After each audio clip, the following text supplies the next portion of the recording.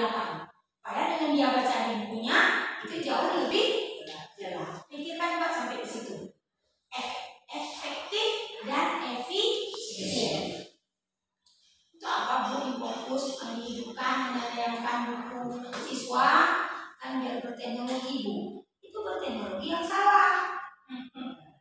Itu apa kita tayangkan?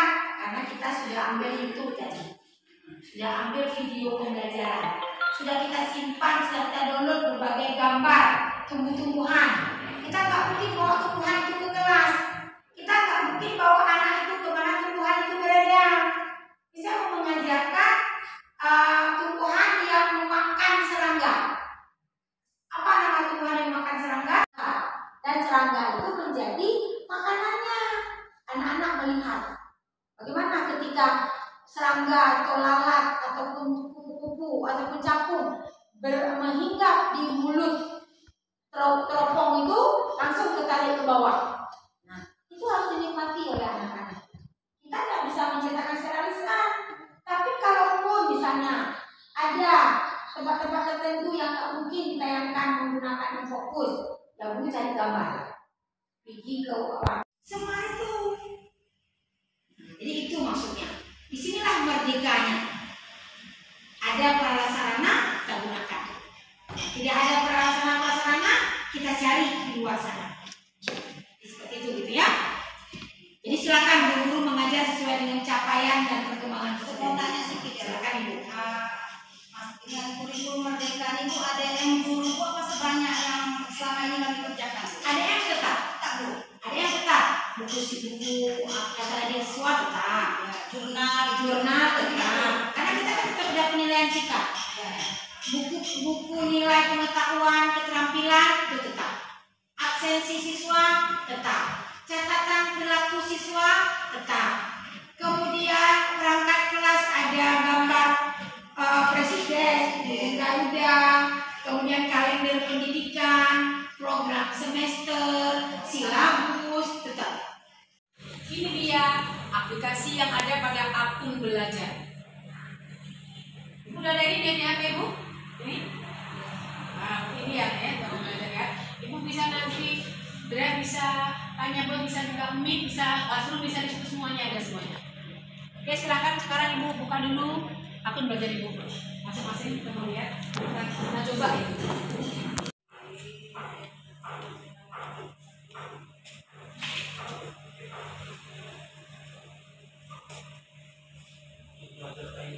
Ya.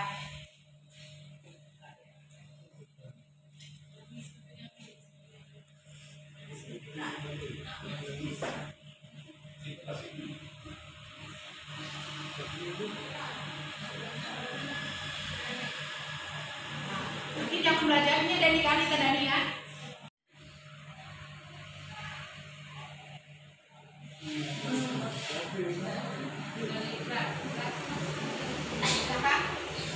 Bukan CPKP ya, akun belajar pada CPKP.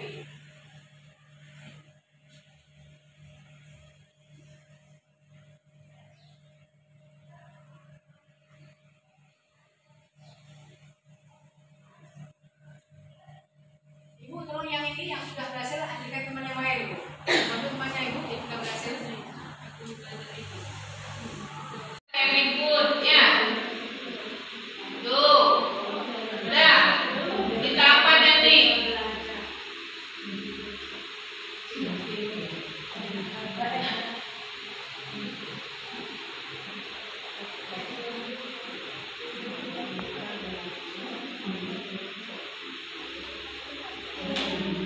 Nah, di sini ada beberapa pilihan kan? Tapi Ibu yang mana nih?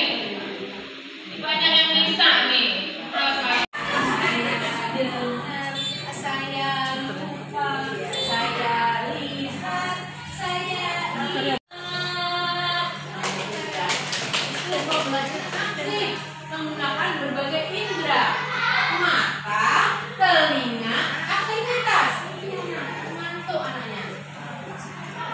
Ini pembelajaran menyenangkan. Sudah, ya itu sedikit bicara anak yang bekerja dia mempresentasikan itu. Cuman mungkin cuma sedikit perlu sentuhan-sentuhan Ibu. Ibu boleh saya sedikit? Boleh.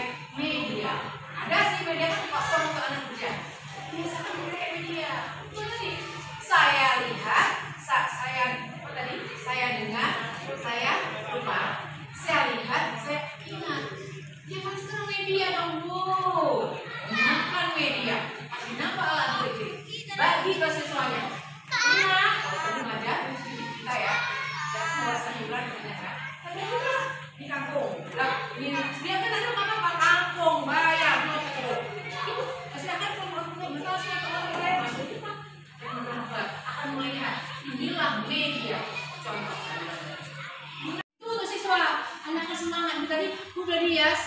Boleh, coba gitu. Nah, itu nggak ada perbedaan. Boleh nak, emang dilihat dulu nih, pandai melukis lah. Diferensiasi tadi. Silahkan dirias ya, keren kali nak. Nah, dilihat jadi orang memuji anak. Nah, gitu. Tadi kurang pujian.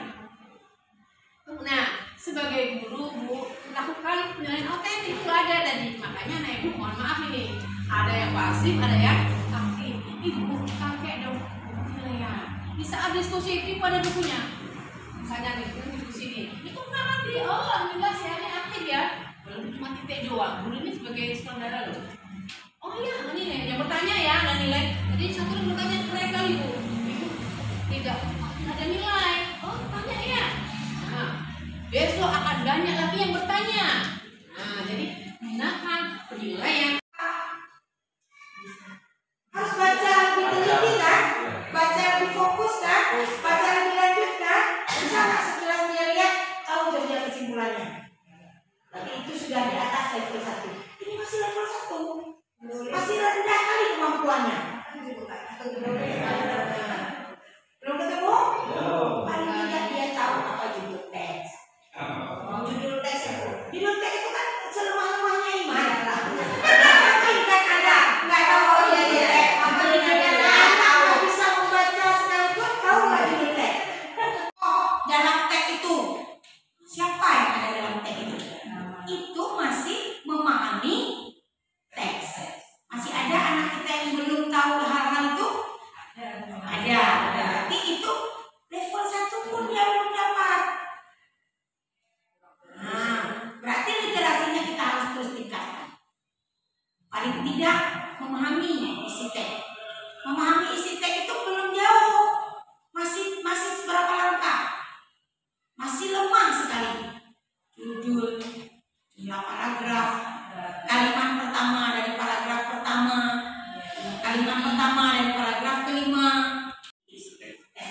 atau menemukan informasi dari teks itu masih di situ.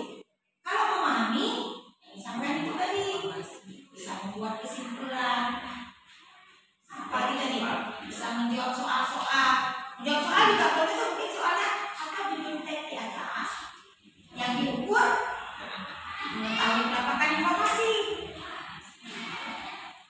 melalui menjawab teks, menjawab pertanyaan.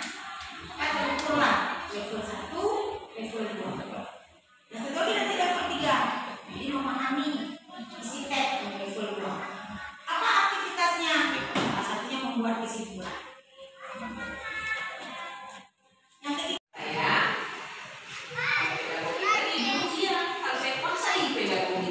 tapi sekarang harusnya memiliki kompetensi andragogi.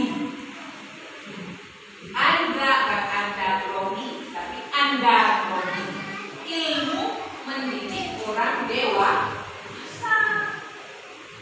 Gimana ilmunya harus?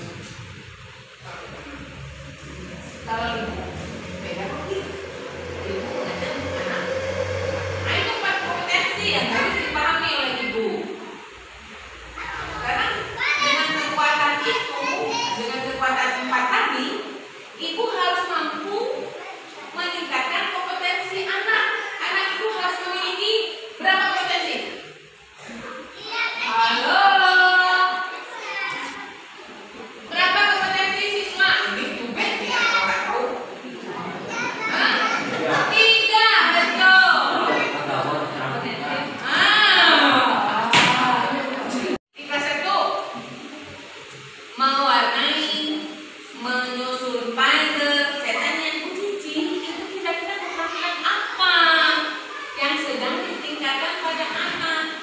Apakah ada ketiga-tiganya atau dominan di mana? Ayo, yang lain saya berpikir. Mewarnai, menyusun puzzle. Ayo, keterampilan apa? Apa? Kompetensi keterampilan. Dominannya. Ketiga-tiganya ada? Boleh. Kita gali dari Bu Cici. Yang keterampilan mana Bu Cici tadi? Mewarnai. Iya. Keterampilan.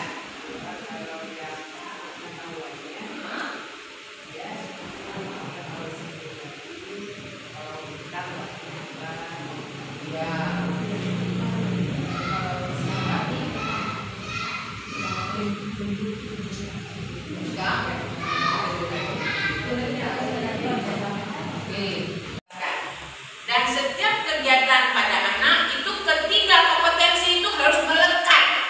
Tak boleh satu-satu. Contoh, mewarnai keterampilan yang lebih dominan. Saya sepakat. Anak memilih warna terampil, dia menyesuaikan warnanya. Nah, itu keterampilan. Keterampilan. Sikapnya pada saat anak-anak mewarnai, saya selalu mengingatkan duduk rapi nak, tidak mencolek-colek kawannya, tidak berjalan lari sana lari sini, itu sudah sikap. Itu gambar apa? Ada gambar recycling yang digambar, mungkin ada gambar apa? Asesmen diagnosis tergambarkan dari keinginan dia menggambar. Ternyata dia mau jadi pilot, mau jadi sopir, ya, mau jadi tukang buat mobil. Jadi gambarlah dia suka pohon, ya, pohon, misalnya, ya. Tulis nak tentang pohon. Daun, batang, buah, gelas bu. Kelas 3 ternyata kita kompak nih guru. Akan muncul bahasa daunnya berwarna hijau, batangnya berwarna coklat, ada akar di dalam tanah. Nah, anak-anak itu sudah diawali dari awal. Nah, itu ya. Itu dua momen. Satu lagi, ini untuk semua Bapak Ibu. Untuk semua. Ibu Bapak boleh mengajar berdasarkan tema, berdasarkan buku, dan mengembangkan. Kemarin pertanyaan IKM bilang, apakah Ibu dan Bapak mengajar sebagai tuntutan buku atau mengembangkan isi di dalam apa? Isi di dalam dia adalah kelas UR. Yang lain saya sudah keliling. Nanti kita buku juga buku yang tulisan anak-anak. Saya sedih. Kenapa? Sekolah itu labelnya itu tulisan anak-anak kita terlalai sekali gurunya. Semua saya nggak pilih siapa. Khusus kelas 1-2, saya kelas 1-3 belum lihat. Nanti boleh lihat ibu juga. Karena ibu sudah paham tadi tentang penulisan. Tulisannya ibu, karena itu tadi kita menganggap anak-anak kelas 1 kelas 2 itu cukup dengan kita sampaikan. Tulis nak ya. Yang disuruh tulis tuh kita menjawab soal. Menjawab soal. Makanya kadang-kadang kalau kita anak bertugas mengambil kelas, pandang kita di situ. Mana juga kontrol, pegang tangannya. Kalau kamu pegang tangan anak-anak, jangan jadi guru kelas 1. Saat kepala sekolah buka pintu, gurunya di samping anak. Gurunya di samping anak, tidak ada di sini. Ya, rumah saya, letak rumah saya di P-nya nak, perutnya di atas garis. Nah, di pinggir. Nah, G-nya. Anak jangan lupa bikin titik. Nah, sudah pelan-pelan kita mengenal tanda baca titik. Bisa ya? Nah, yang penting ibu keliling, lihat kalau hapus. Mana? Ini bagus. Hapus. Ibu keliling. Tapi ibu capek. Tapi hasilnya, wow. Ya? Oke, ini yang saya agak sedikit sedih gitu lihatnya. Jadi berarti ini harus dikuatkan di kelas 1.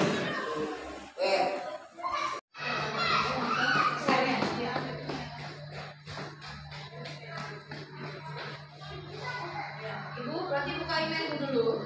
Bentar ya.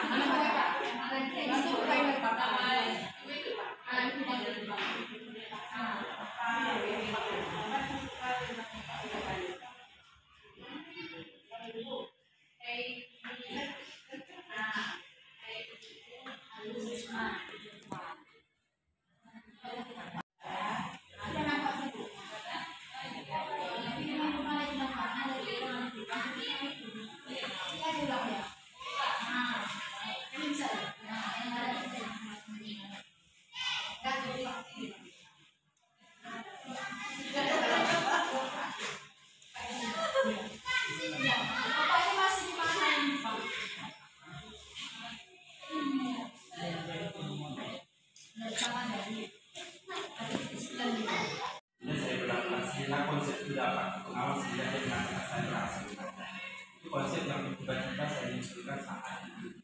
Makanya ada power of perfect. Ya, jadi itulah konsep. Mungkin itu bisa berbagi. SKS, saya bilang nggak ada kubur, memang hari itu langsung disuruh dari materi langsung. Berarti ide-idenya di situ, solusinya di situ. Saya menyiapkan lain, bahannya lain, media lain, jadi lain semua.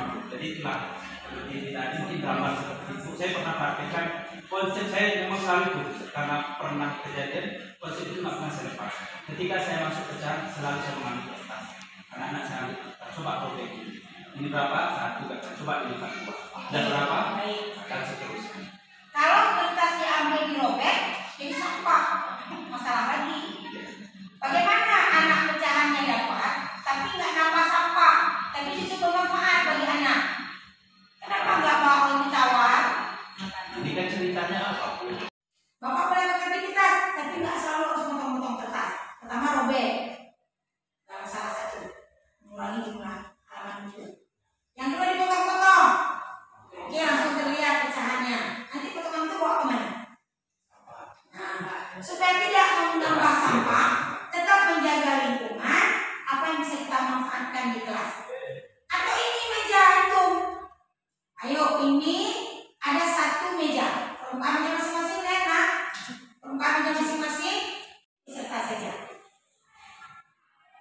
Yang kita kejar angkanya, nilainya, hasil konten kita. Tapi kita lupa melihat faktor lain seperti sosial, emosional, dan spiritual. Senang nggak dia belajar ini? Kenapa anak yang pendiam itu pendiam terus? Kenapa anak yang tadi sering menghilang begitu terus? Kenapa ada anak yang berani ganggu temannya? Maaf sebentar, ini anak saya berasal dari asrama. Karena Sabtu boleh Menjelaskan hubungan antarsila dalam Pancasila. 2. Peserta didik dapat mengidentifikasi dan menjelaskan hubungan antarsila dalam Pancasila. 3-nya, peserta didik dapat memahami pentingnya hubungan antarsila dalam Pancasila. Ini untuk materi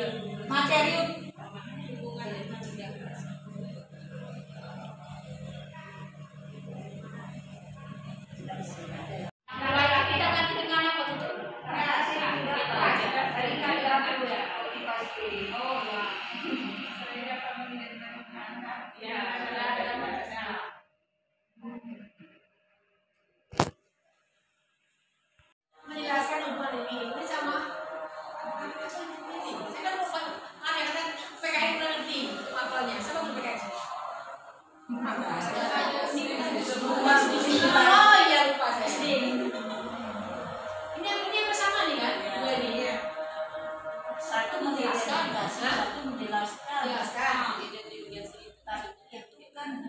keseimbangan antara antar sila dalam Pancasila kan diambil dari materinya. Makanya yang satu tadi menjelaskan, yang satu lagi mengidentifikasi. Apa identifikasi itu? Yaitu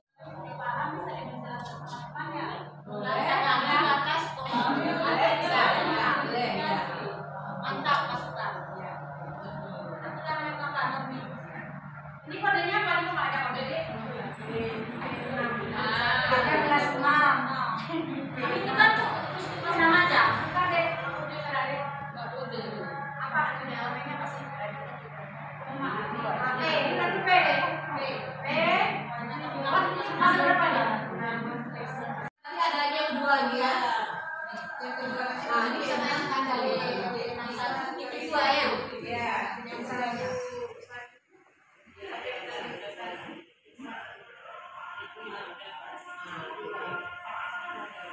Ingat ya, ini halo. Enam orang tidak baku, bisa diubah. Jangan play gara-gara kenal 6 orang. Itu yang penting itu aja. Dan aja ini memudahkan saya. Nah, kan itu, ini memudahkan kita ini. Menggunakan kelas. Iya.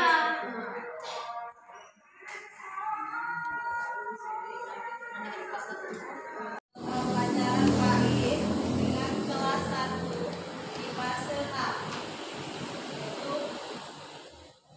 Kelas 1 dan 2 ya. Kelas 1 dan 2 selama Fase A. fase A.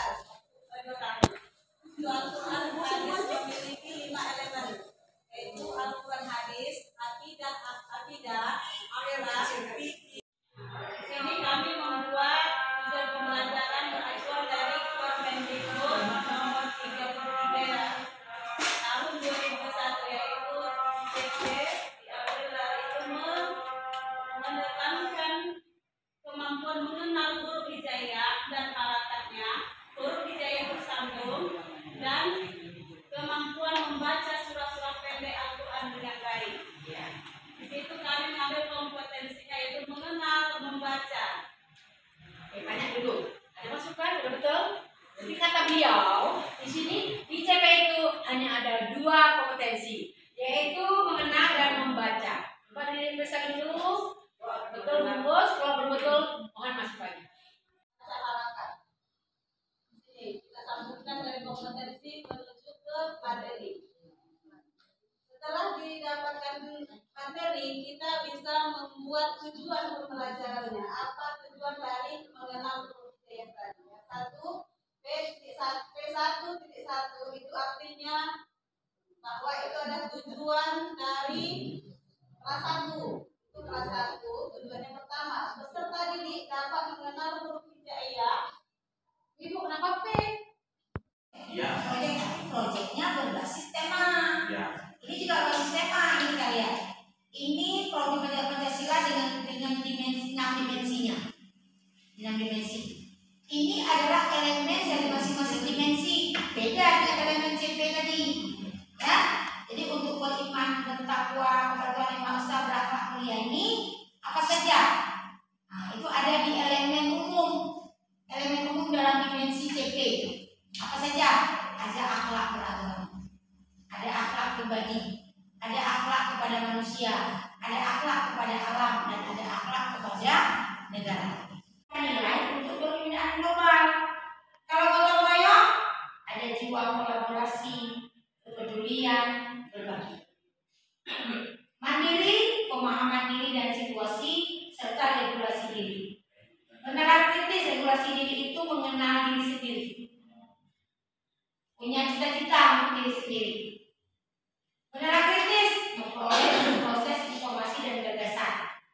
Kemudian menganalisis dan mengevaluasi penalaran, merefleksi dan mengevaluasi pemikirannya sendiri. Ini mengenal kritis ini terlihat ketika anak-anak dalam mengaplikasikan proses pembelajaran baik di literasi maupun di numerasi.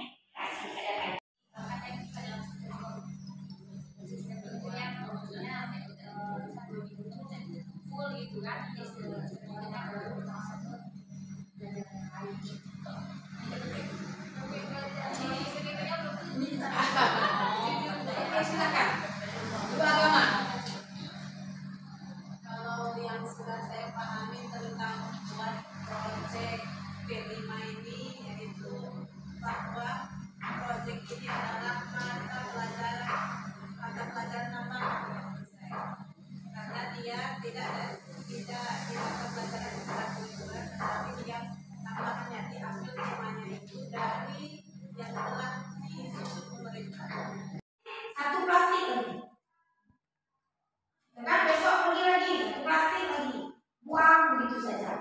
merusak tanah.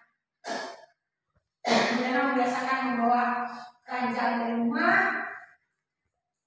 Kalau kita mungkin ada sedikit lahan atau pakai hidroponik atau pot-pot kecil bekas dari batang kangkung, mungkin bisa kita tanami kembali, paling tidak dapatlah sekali masak. Ini bisa berpindah narasumber untuk menjelaskan bagaimana mengolah sampah, untuk menjelaskan bagaimana memanfaatkan limbah yang ada, bagaimana mengurangi sampah. Kita undang narasumber atau virtual field trip jalan-jalan atau tunjukkan video. Ini nanti saya